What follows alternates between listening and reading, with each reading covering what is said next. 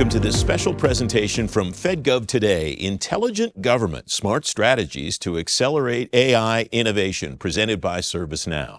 I'm the host of FedGov Today, Francis Rose. The Federal Chief Information Officers Council reports more than 1,700 use cases for artificial intelligence as of its last use case inventory at the end of 2024. As that number grows, agencies say they're facing data, automation, and governance issues as they scale. Over the next hour, you'll learn how to manage AI effectively for your organization from federal leaders who take control of their data, use automation, and optimize mission performance with strategic AI investments. We begin with Mike Hurt, Group Vice President for U.S. Public Sector at ServiceNow. Mike, welcome. Thanks for joining me today. Thank you, Francis. How do you see that intersection of AI, data, and workflow management for mission delivery? Yeah, good question. I really see it from a mission acceleration standpoint. You know, you've got AI models out there that really help you do predictive outcomes, figure out data patterns, and then you have, I should say, data or AI is only as good as the data that you provided, right? And so when you have good data with good AI models, you can actually use workflow to operationalize and get real outcomes out of, the predictive outcomes that you actually achieved. And so the three are inextricably linked and really important when you're talking about getting the full value out of your AI assets. Agencies have been on a data journey for, I believe, 10 years or so now, really codified in the first Trump administration under the federal data strategy. Does the work that they're doing in that direction, though, necessarily make the data ready for AI, or are they two separate beings? No, I mean, really to get your data ready, you really kind of have to be able to take control of your entire estate. And being able to do that really comes down to making sure that it's the data that you're actually able to get access to, making sure you have the right security controls on that data, making sure that it's standardized. Right now, there is data in federal agencies that are in lots and lots of different applications. I was talking to a customer the other day and they said they had 3,000 different applications in their environment. And as you can imagine, that creates tons of data silos, essentially, because each one of those applications has its own data store. Mm-hmm. And so in order to make that data ready or AI ready, you really need to be able to bring all that data to one place without having to create these large data lakes. That's a very complex process. And then also be able to make sure that the people that should have access to that data are the ones that have access to it, having the right security controls on top of it, and make sure that it has the right metadata associated with it, the tagging associated with it, so you can get the full value of AI. Again, AI is only as good as the data that you feed it. So it strikes me, if you've got 3,000 different applications that have data in them and you're trying to bring those into one application or one repository at least, you probably have a lot of duplicative data in there, a lot of stuff that's at multiple different places.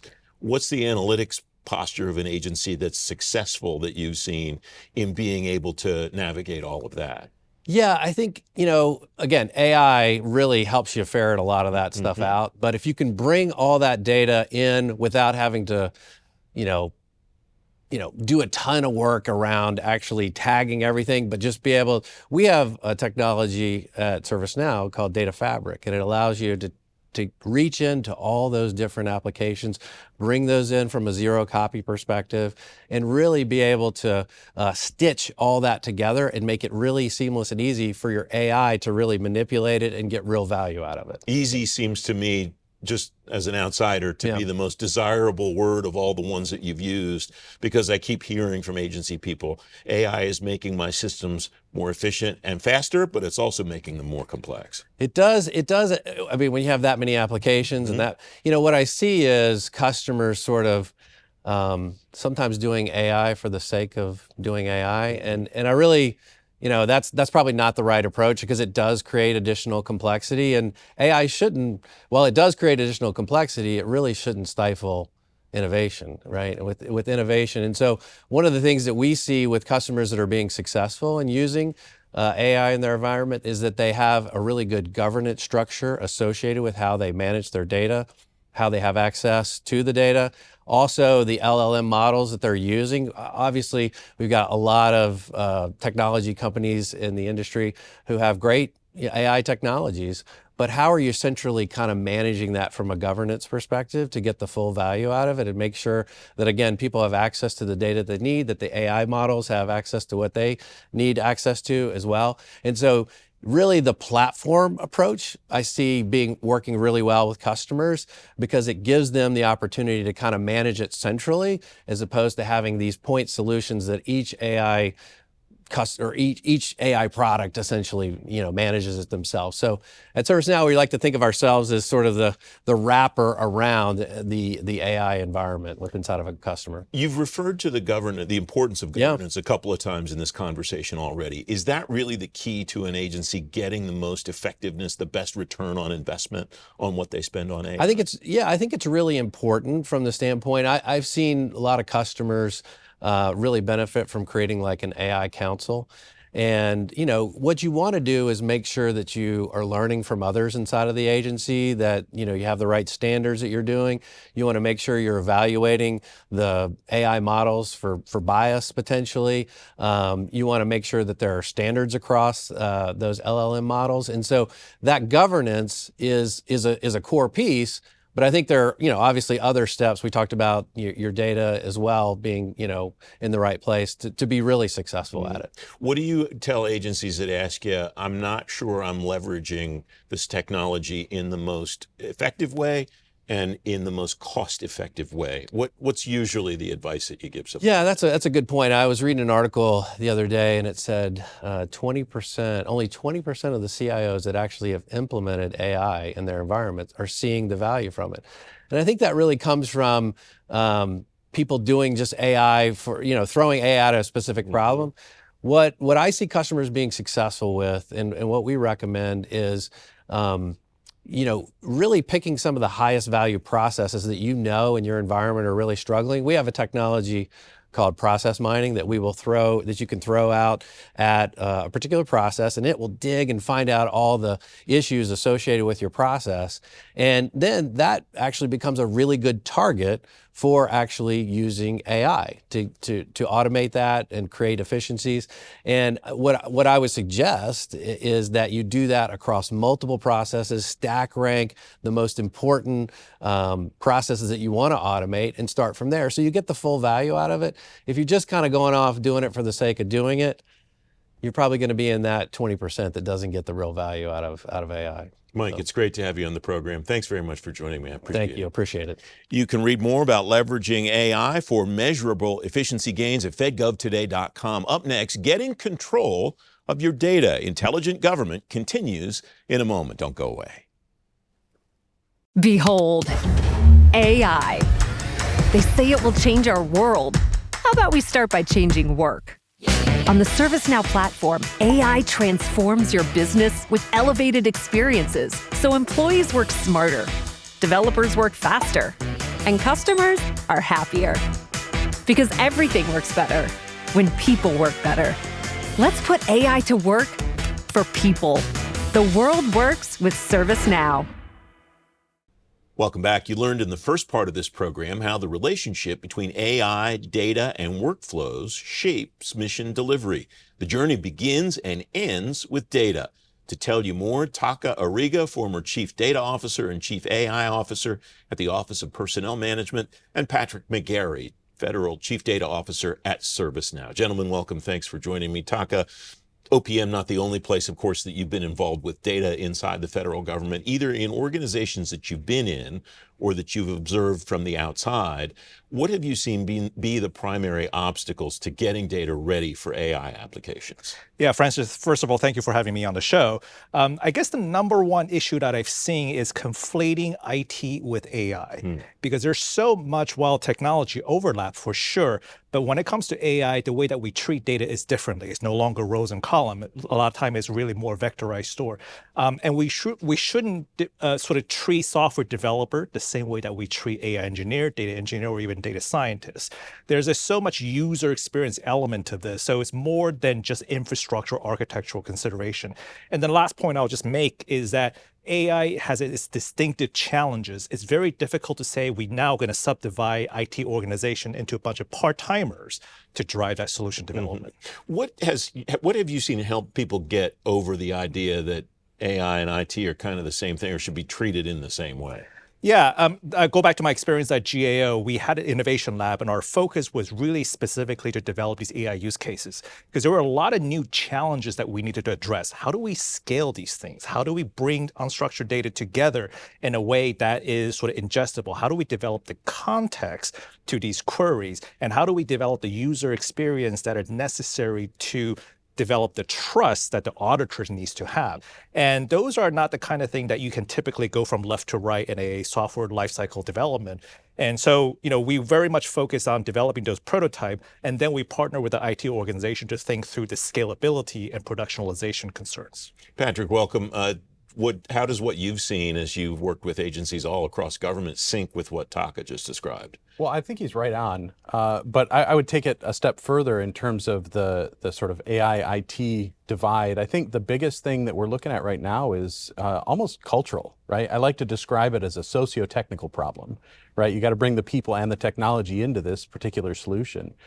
And when you look at the biggest problem, it's really data fragmentation, right? Because you've got all these people that have got their stovepipes and they want to keep their data for themselves and they don't talk to each other and they don't work together. And so the data has the same sorts of problems where it's just not interoperable. So I think everybody in government and everywhere really knows that, hey, we got a lot of data, and the problem is they can't tie that data to specific mission problems or data stewards or even to each other, other data sets. And so I think the first problem we're really going to have to solve is a cultural problem of how do we really work together, and then the data can do the same thing. So the cultural issue, obviously, then that's not a process or technology problem, that's a people problem. That is absolutely a people problem. What have you seen as a way is that building a strategy and conveying that strategy to the people that are involved? Is that tactical operations or tactical things that people do? What's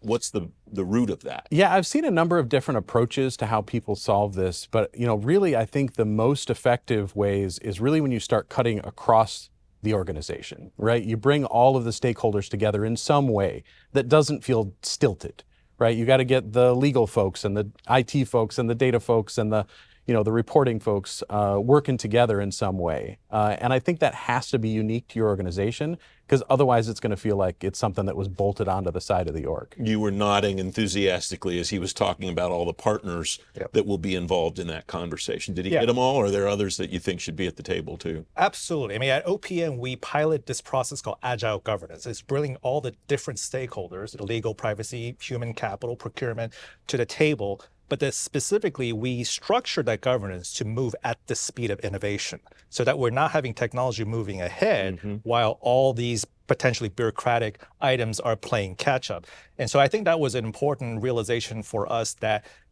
innovation can actually be accelerated when you have agile governance in place. How did you build that agility into the governance structure? Because when I think of those two things, one's over here and one's over here. We took euphemistically, a two-pizza rule. So we limited the participation to no more than 10 people. But it was a cross-sectional set of folks from HR, privacy, legal, data, technology shop for sure. We met actually very frequently on a biweekly basis. And we went through all of the issues.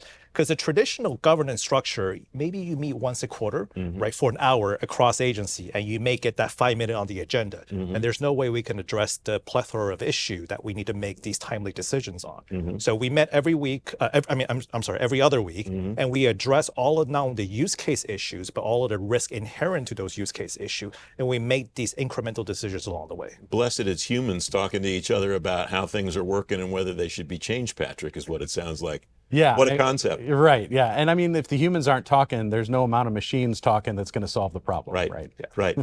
So we talked at the beginning of this, I plugged that we would discuss on this program the concept of getting control of one's data. What's the definition of that in 2025 when AI applications are proliferating across government and the data, you said a few moments ago, it's plenty of data. Everybody's got data. What does data control look like now? I think the biggest thing is not being too focused on the data, right? I think really, the data is a tool like anything else. And ultimately, you've got to understand what are the problems we're trying to solve, right? So you've got to take the data that you have, contextualize it, right? So you bring together data from different parts of the organization, but make sure that you're always driving towards that mission outcome, right? And I think that's going to be the real key in terms of control your data, because a lot of the rest of it is going to fall out as a matter of course when you're trying to answer real problems. The other part of it is really about governance. Too often, governance is hosted in some kind of PDF on a SharePoint, site somewhere, and no one ever looks at it, right? So making sure that your governance is tied with the data and moves with it.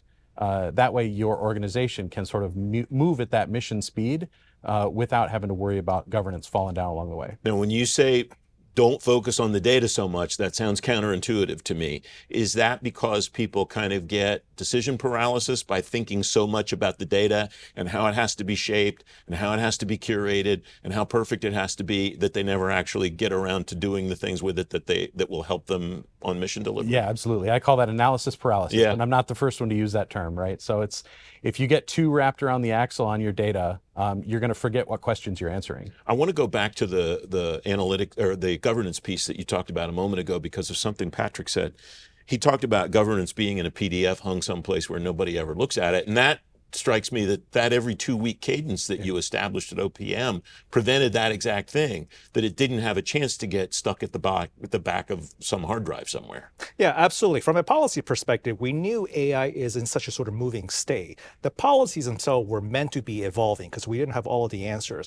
But we also coupled policy with continuous monitoring just to be able to understand how our user actually engaging with whether it's permissible AI solution or worst case scenario, impermissible AI solution.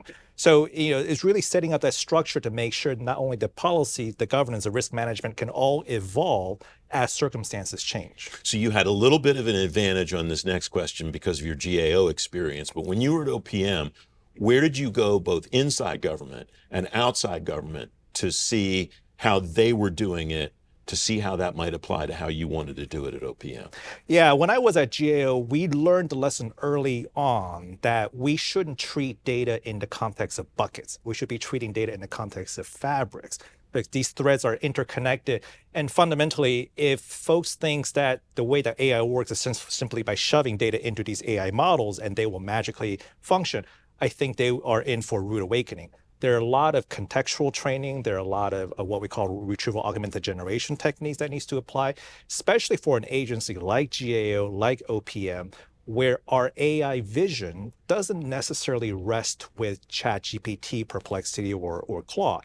It rests with a lot of these bespoke solutions that we end up developing in-house because we need it for evaluation purposes. We need it for human hiring decision experience kind of purposes. So thinking about how reliant we are on proprietary governmental data, how do we protect that? How do we ensure the reliability of that? And how do we build the data pipeline in a way that allows those interactions to be as relevant and as accurately as possible? Are there places outside the federal government, Patrick, that you point people to in the government, or maybe within the government, but different parts that you point folks to say, they're doing something similar to or the same as what you're doing, and you may be able to learn from them?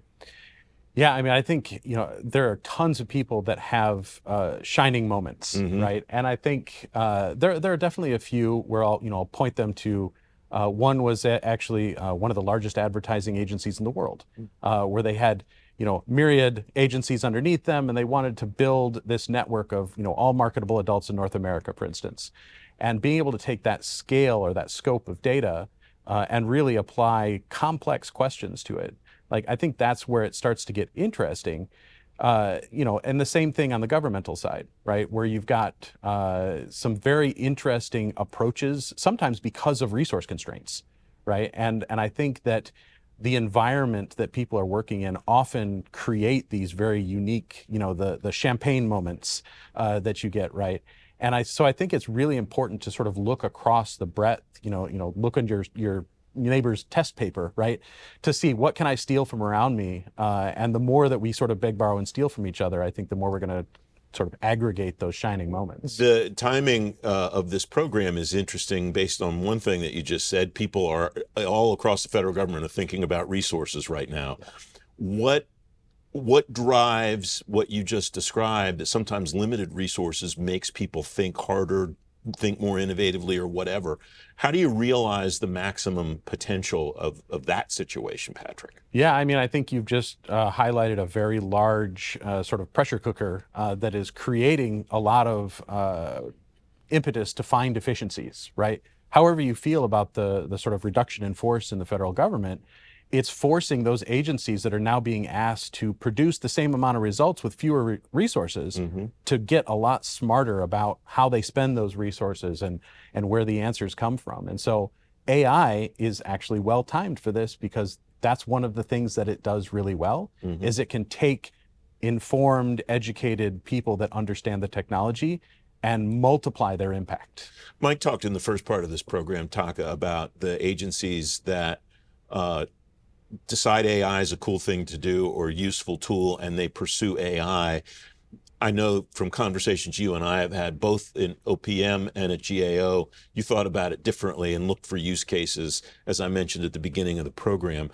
How did you analyze issues that needed help at OPM and decide either we should apply an AI solution here, or this isn't an AI thing and we should go in a different direction? Yeah, one of my personal pet peeves is we often talk about AI like that movie Lord of the Rings. There's a one flavors of AI that governs them all.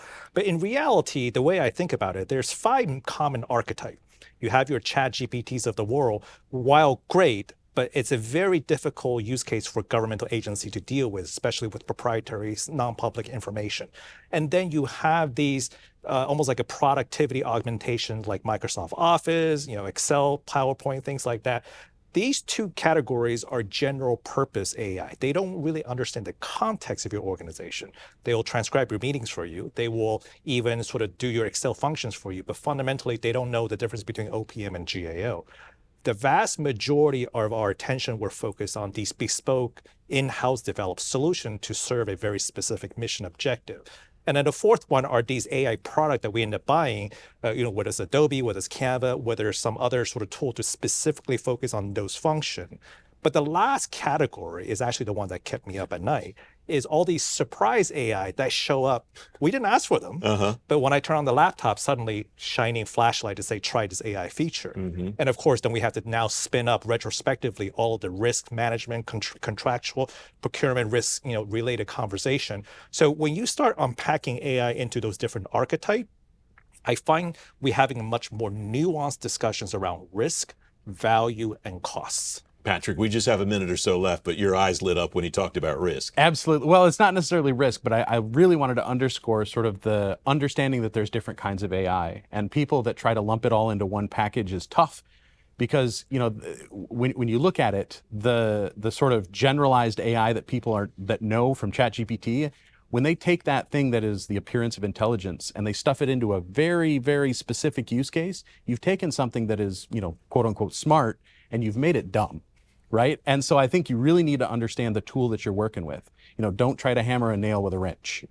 I'm really good at that. If you ask my wife, she will testify to my ability to do exactly that. Patrick, Taka, thanks very much for joining me. You can read more about data readiness at fedgovtoday.com. Up next, the White House's AI action plan sets the stage for innovation. You'll learn how when intelligent government continues in a moment.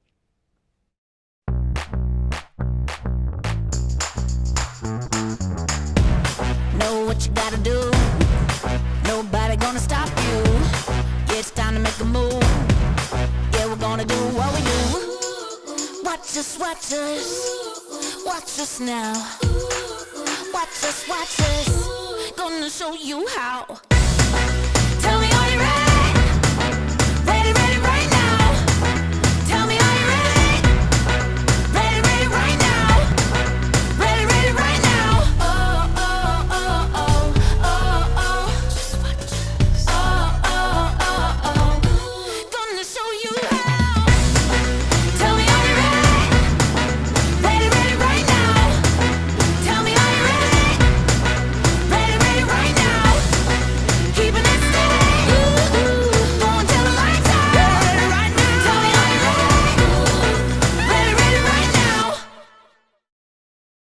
Welcome back. Agencies say they're adding emerging technologies like AI every day to improve efficiency and service delivery. Some agencies say they're finding, though, that those emerging technologies can also introduce new challenges. Here to take a look at AI strategies, Daryl Roberts, the Chief Information Officer at the Defense Logistics Agency, and Jonathan Album, Federal Chief Technology Officer at ServiceNow and former CIO at USDA. Gentlemen, welcome. Thanks for joining me. Daryl, you at DLA have been on the AI journey for a long time before the AI executive order. How has that impacted the direction that you've taken, the way that you're looking at AI at DLA, if at all? So I think it's allowed us to accelerate what we're doing from an AI implementation perspective, the guidance in terms of using innovation, speed, and accounting for risk and compliance. We had those factors before, but for us, the need to implement AI from an interoperability perspective, because we are a combat support agency for logistics. So working with the services, the COCOMs in terms of logistics, supply chain management, that allowed us to get better governance and interoperability from a governance perspective. And so that led us to form a analytics AI center of excellence, so we could coalesce all of our energies and focus on what I would consider strategic outcomes. We didn't focus on ChatGPT and things of that nature first, but really because of the investment, how do we get outcomes that increase readiness, enable readiness, and effectiveness of our supply chain operations? How do we better predict our cash position in order to support the services? And how do we accelerate our procurement? We already had automation. We did about 10,000 contracts per day. But how do we use that to accelerate what we do and keep things in an automated fashion for our agency? When you stood up the AI Center of Excellence, how did you determine what you wanted the outcome of that Center of Excellence? What was the deliverable that you and your colleagues decided that would So the first thing was data acumen, digital acumen, having a digital first mentality. That wasn't something that is pervasive across the agency. We had our, what I would call our centers of excellence, pockets of excellence. So we wanted to level set from a data acumen perspective. Why are we doing AI? Why are we investing in analytics and technology at Echelon? So the worker within the warehouse, our procurement analysts, our business analysts understood why we were making that investment. And then we also wanted to make sure they understood this wasn't a technology implementation for us. This was really a workforce multiplier in terms of how do we use AI to increase the effectiveness of our workforce moving forward. So we refer to them as our digital assistants, virtual assistants, employees when we look at AI, and train the leadership. So you can't request AI throughout your workforce if you don't understand it yourself. So we started with the top-down approach with AI to say, how do we get our acumen at a certain level so it can really start working on those really hard problems that have very effective strategic outcomes. Jonathan, welcome. You and I have spoken about AI a number of times over the years. A lot of the concepts that we've talked about on this program already and that Daryl just mentioned are things that you and I have discussed in the past. What are the big building blocks that you see for successful organizations that are getting into this space? So I think Daryl made a great point that they started with mission outcomes in mind. So it's very tempting in this moment to buy an AI product and be able to say, hey, we have AI. But if it's not positioned in a way that people are going to notice, driving a tangible outcome and making a difference in the way they do their jobs, people are going to wonder, well, what's the real mission value? It's nice and it's great that we can say we have it, but how does it help me do my job? So the mission outcome, and the second thing Daryl said that I completely agree with is you have to think about it as a workforce multiplier. And whether it is an AI agent or it's an assist that is given to an employee as they're trying to perform a function, a recommendation perhaps, you know, those are the things that make us more productive. And, you know, it's not a secret that we have less resources today than we did in the past. We have fewer people, our budgets are smaller. So how do we take advantage of these technologies to overcome that and create the more efficient government that we've been talking about for, you know, for many years? And, you know, what Daryl's doing, what other agencies are doing are definitely demonstrating that it's possible. I think the challenge that we're going to have as a federal IT community is to continue the momentum. And as we encounter challenges, because there's always challenges with these technologies, let's, as a community, figure out ways to overcome these and continue to push forward, because all it takes is one bad headline, one story, and, you know, we stop in our tracks. But this is too big and too important for that to happen. So we just have to be prepared for the ways that we work together to overcome those challenges and really demonstrate the value and show that productivity increase. I went back and listened to one of the first podcast interviews that you and I did about AI when agencies first started to wrestle with this, I want to say 2 or 2.5 years ago. And I asked you there, what questions should people in agencies be asking that you're not sure they're asking? And you said, what's the point? And I said, what do you mean by that? And you said, what's the mission delivery outcome? So that's still a very prescient way of looking at this. And it's always been, and it always will be for anybody who works in government, from IT to procurement, HR, you're in the mission, what have you. If your work doesn't align with an outcome, whether you're helping an internal customer or a member of the public, the question that you're going to get, certainly as a leader, is, well, why are you doing this work if it doesn't drive mission effectiveness, if it doesn't support the delivery of a benefit, so on and so forth. So we're trained that way as leaders in government. And that leadership acumen that you described a moment ago then, based on what Jonathan just said, sounds like maybe the smartest of all the smart things that you did, because that gets then that leader going, oh, well, this technology could help us do X. I imagine you had a number of those instances. Oh, absolutely. It's changing the way we recruit for our workforce. How do we upskill and train our workforce?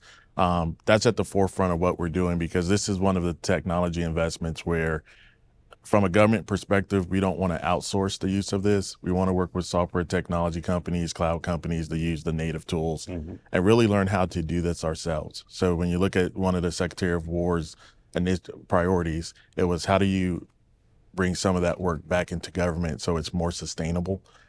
We don't outsource warfighting. We shouldn't outsource logistics.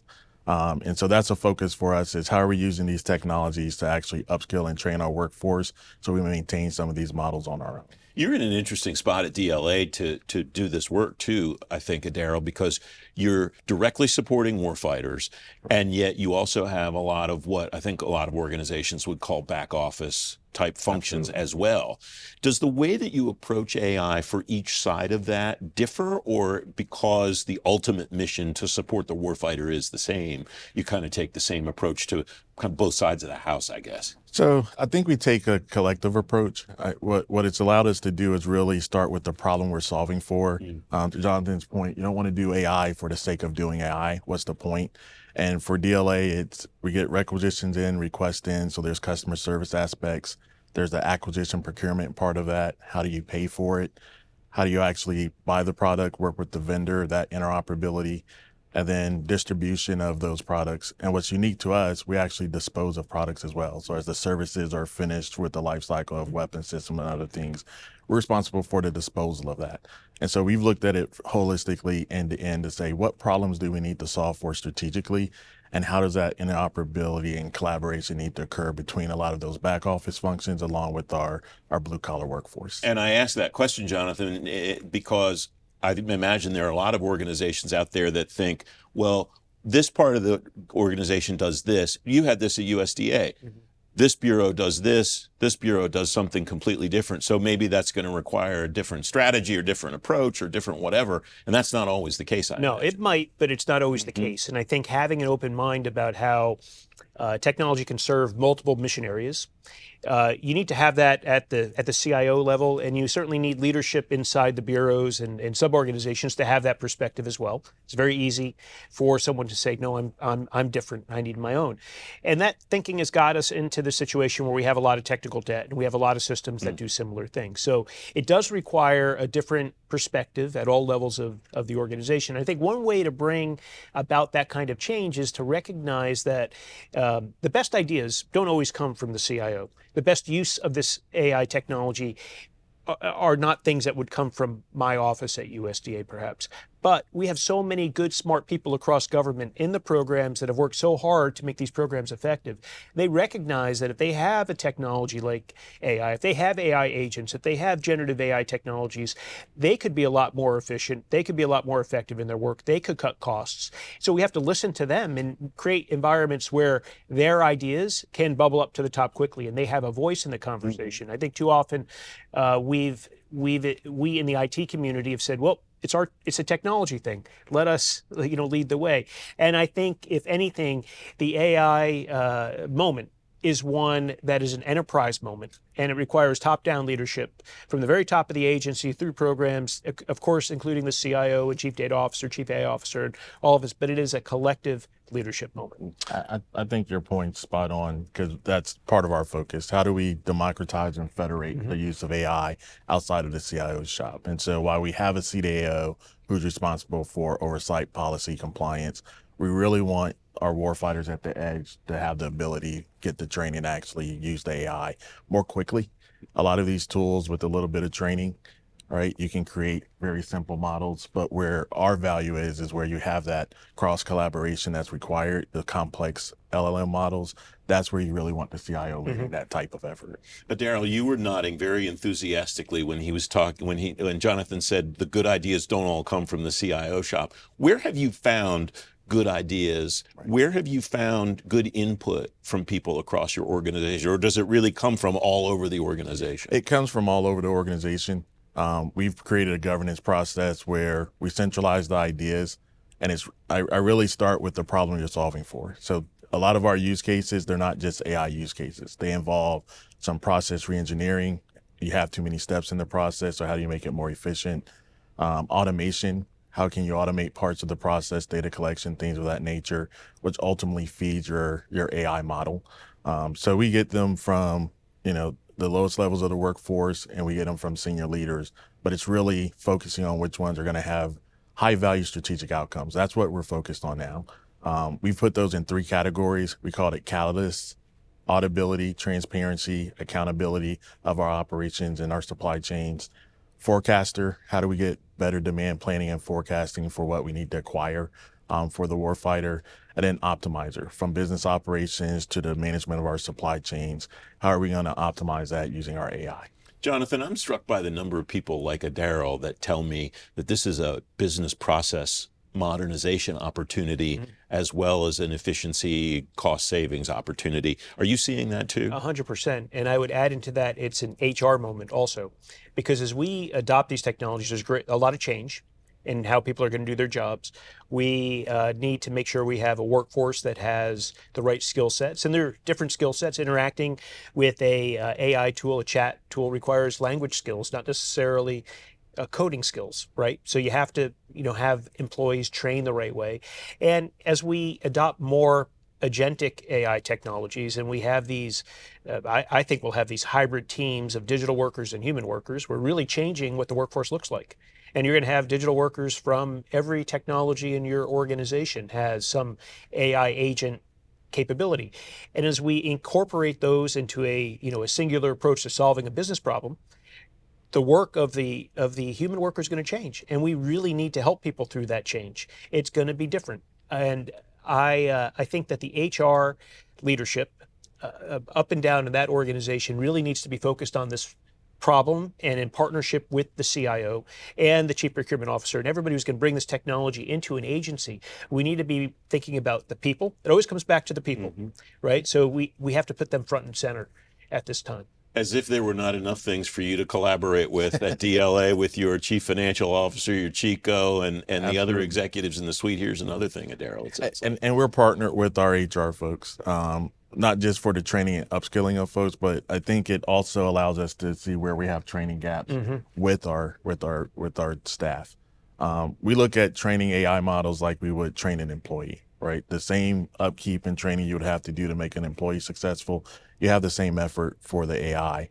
And we think that's going to help inform where we have those training gaps for our staff so they can be more effective, and where do we need to upskill and train them based on those gaps. We're almost out of time for this part of the program, but to wrap up, Daryl, do you have an opportunity to look over the horizon and think about what AI looks like at DLA 2 years from now, 5 years from now, or is the technology changing so rapidly and your use cases for it changing so rapidly that you're just kind of bearing down on what you've got in front of you today?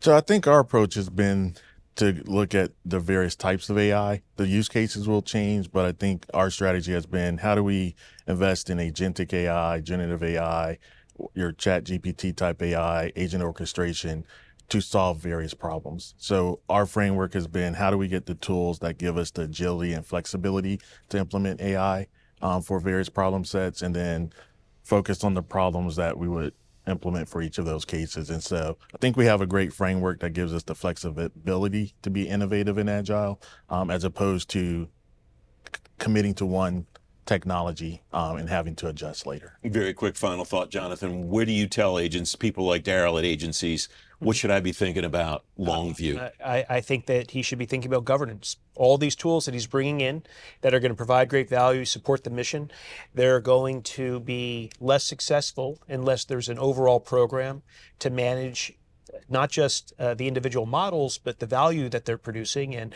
whether or not they're still contributing successfully to the mission. It sounds like the governance conversation is happening, and I think that's a great sign at your agency. And that's a conversation that we are having continually with CIOs across government right now. And if I could add one thing, the other part of that governance is staying close to the commercial partners and the vendors that are deploying technology. So as you make that investment, you understand their roadmap, and you're able to inform that roadmap, but also be able to utilize it once new technology is great at point. the forefront. Jonathan, Daryl, it's great to have both of you here. Right. Thanks for joining me. Great to see you again. You can read more about lessons learned from AI deployments at fedgovtoday.com.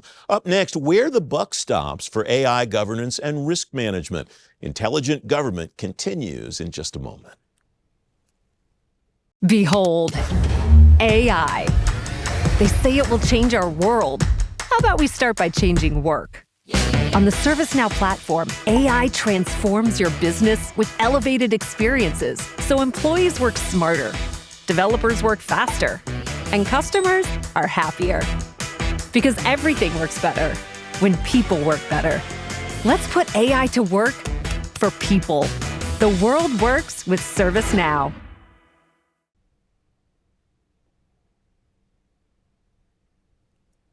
Welcome back. So far in this show, you've learned how to take control of your data, harness automation, and optimize mission performance with strategic AI investments. Leaders in government and industry, and some folks on this program, say risk management is the final piece of that puzzle. To bring you that piece, Martin Stanley, AI and Risk Management Framework Lead at the National Institute of Standards and Technology, and Melissa McGriff, Vice President of Federal at ServiceNow. Welcome to both of you. Thanks for joining us. Martin, I start with you. We've talked about governance on this a lot. How does risk management connect to all of the things that we've talked about so far in this show? So risk management is really where the rubber meets the road in organizations as they're adopting AI. They realize that they're doing some things that are different, and there's some different risks that they might have to account for that they wouldn't ordinarily account for in their risk management process. NIST has the Artificial Intelligence Risk Management Framework. It's been out for about 3 years now, and it has a process to go through for organizations to introduce AI risk management into their enterprise risk management program. And so one of the foundational functions is cross-cutting function, govern, which is a way to introduce governance into that environment. But you are not doing AI risk management in isolation, within your organization. And the key point, I think, about AI risk management that oftentimes gets conflated with some of the more compliance-oriented risk functions is that you're looking to take on the right amount of risk in your organization in order to achieve these benefits, as opposed to completely eliminate all kinds of risk associated with, technology adoption and innovation, which actually stymies innovation. Mm-hmm. Are there best practices to assess risk in an AI environment, or is it the same process that one uses to assess risk in other parts of operation? So I think one of the biggest differences with AI, as opposed to some of the other, technology risk management, I've done cyber for a long time, is that it's very contextual. So an AI risk associated with a particular AI capability in a particular domain may have entirely different risks than in another domain. So if you have a visual recognition or a computer vision system, and it's doing something like automated driving, or it's trying to determine what's going on in the environment around your car, that's much different than doing a medical imagery analysis or something else like that. So those kinds of risks are going to vary based on how you're using the technology, and as a result, when we typically transfer a technology from one use to the next, we don't normally think about that, but that's something within governance we now have to think about. The governance risk management connection, Melissa, strikes me from not just what Martin said, but from what we've talked about on this program as maybe the most important issue in all of this. Is that a fair read on my part, do you think? Yeah, I mean, I think it is. Bringing those two together is really going to be key to, having successful AI implementations. We talked a lot about, the outcomes, right? And how it's not just about, doing AI for the sake of AI. It's really about the outcomes and what we're going to get out of it. What's the efficiency that's going to be gained? How is the agency really going to benefit?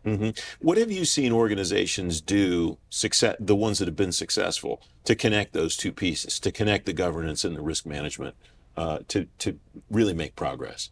I think it's all about, the reason that you're doing the governance is to manage the risk, right? And so, bringing that into, the agency and making sure that you manage that risk is really where, agencies have been successful. I want to back up for a minute, Martin, based on something that you said a moment ago. When you devised the risk management framework specifically for artificial intelligence, did you start with a clean sheet, or did you start with other risk management techniques in other types of information technology or other types of operations? So that's a great question. We leveraged as much as we could, and of course I wasn't one of the original authors of the IRMF, but we leveraged as much existing risk management language and approaches and techniques. And that's why it's part of your enterprise risk management program, because you may already be doing particular risk management activities in your cyber or other, privacy, other areas.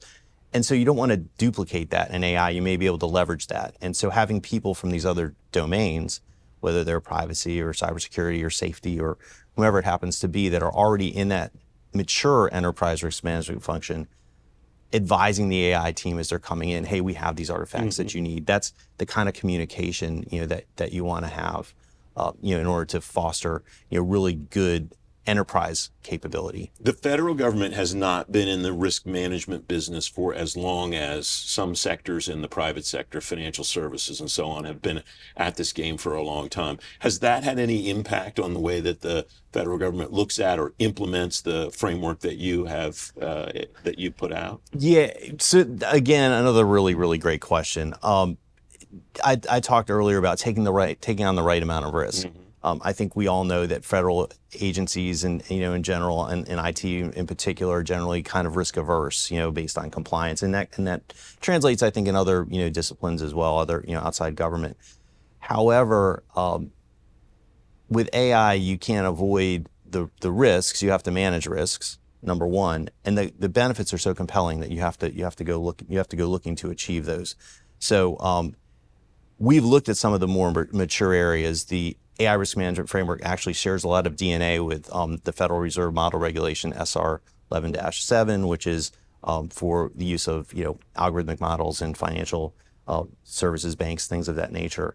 So we've tried as much as we could to leverage that kind of those techniques, but also use the same language, in a very simple language. We talk about risks, we talk about likelihoods, and we talk about impacts, both positive and negative, so that you can build this trade space where you are taking on the right amount of risk to achieve a benefit.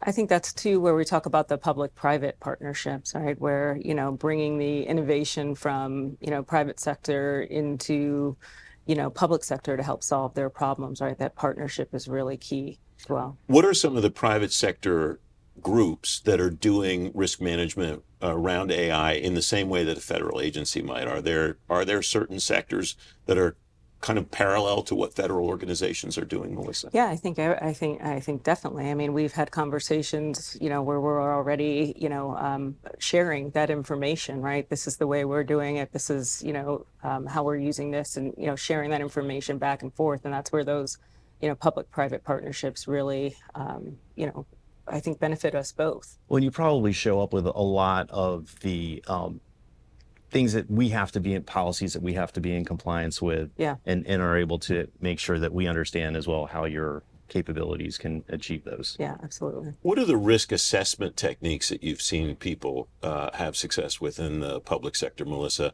as far as determining this is a risk, this is one we can tolerate, this is one we can tolerate less?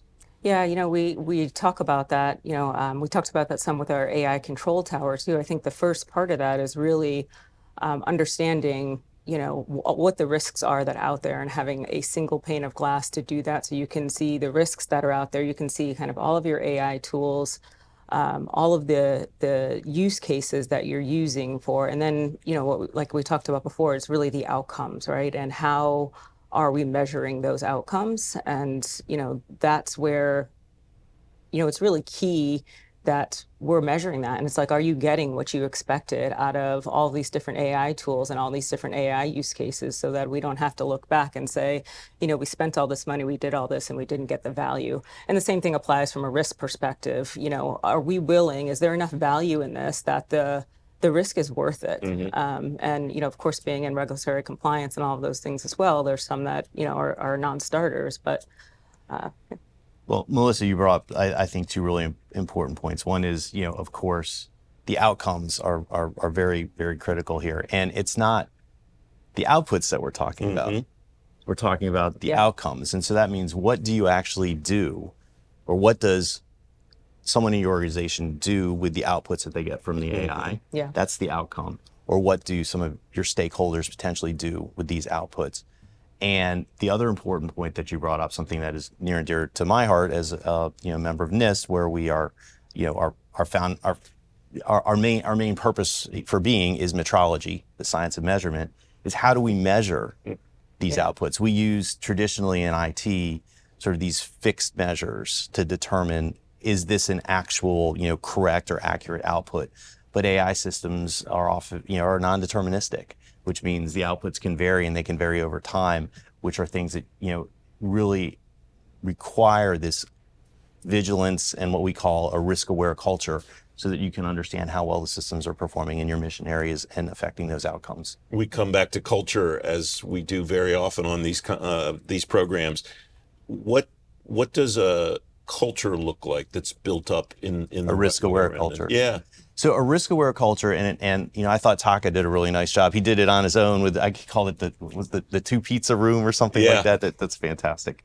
So it means you have the right people across the organization that can speak to not only the mission objective that you have, but what are the outputs that are happening, and what are those outputs, and how are they going to be used by the people that are going to ultimately create these outcomes. And you aren't going to get that picture the way that we normally do in a traditional IT organization, where we have the CIO and the CISO talking about doing a authorization based on some automated tests that we did, right? This almost makes it, Melissa, to me, more challenging for whoever's responsible for the governance piece, because you don't have, okay, we gave this service to 15,000 people. That's really measurable. This strikes me as a little bit more amorphous, and I wonder what that means about the way that you recommend that people think about how we know we're on the right track, how we know we're doing what we want to accomplish with artificial intelligence, and fulfilling that ultimate goal of what's the mission that we're trying to deliver on. Yeah, and I think a lot of that is, the visibility of those outcomes, and being able to measure them. I'm on repeat a little bit, but it's really that important that we're doing that. And, just back to the culture piece as well, I think at all levels of the organization, there's a piece of that, right? It's the executive level that's, setting the strategy, the policies, getting all that in place. And then it's the team that's doing the implementation. And, are they implementing, monitoring, controlling?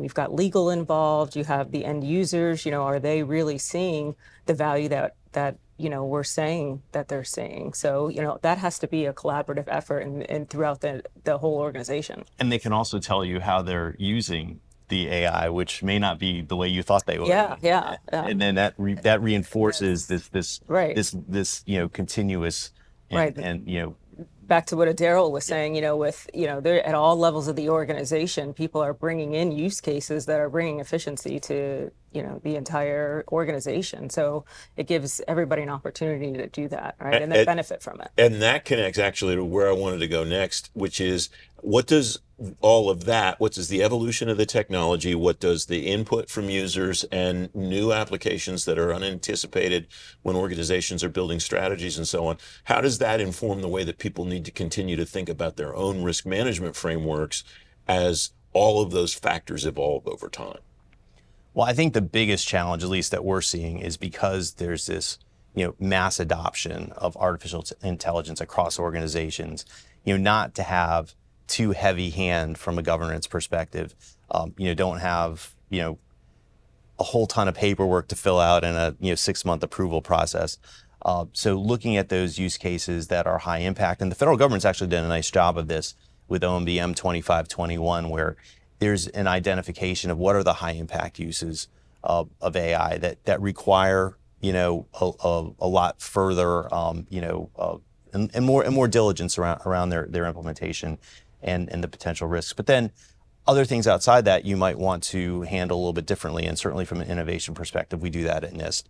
We have laboratories where people are using AI for all kinds of lab experiments and things like that, and there's a pretty low bar in order to do that. But if we're using it for a high impact use, then of course we want to take a close look at what the potential impacts of that might be. Melissa, we have about a minute left. What do you tell agencies who are thinking, I know that we're going to be using these applications more and more. I know that we're going to be making progress in getting our data, getting all the things we've talked about on this program. What do you, when they come to you and say, what's the missing link? What could I be missing? What is usually your answer to that? I would say, it really is the governance. No one gets excited about governance. If I say I'm going to talk about AI governance, they're like, wow, okay, it's going to be super exciting. Yeah, right. But that is everything that we've talked about has really come back to this. And, without it, I think we've seen, several projects that didn't have the right governance in place, and, without, the results aren't there. And without having those guardrails, while making it easier for people to use it, you're just not as successful. So. Melissa, Martin, it's great to have both of you on the program. Thanks very much for joining me. I really appreciate it. You can read more about all the topics that we talked about today at fedgovtoday.com. Thanks very much for watching Intelligent Government, Smart Strategies to Accelerate AI Innovation, presented by ServiceNow. If you missed any part of this show, you can watch it on demand anytime at fedgovtoday.com or the FedGov Today YouTube channel. I'm Francis Rose. Thanks again for watching.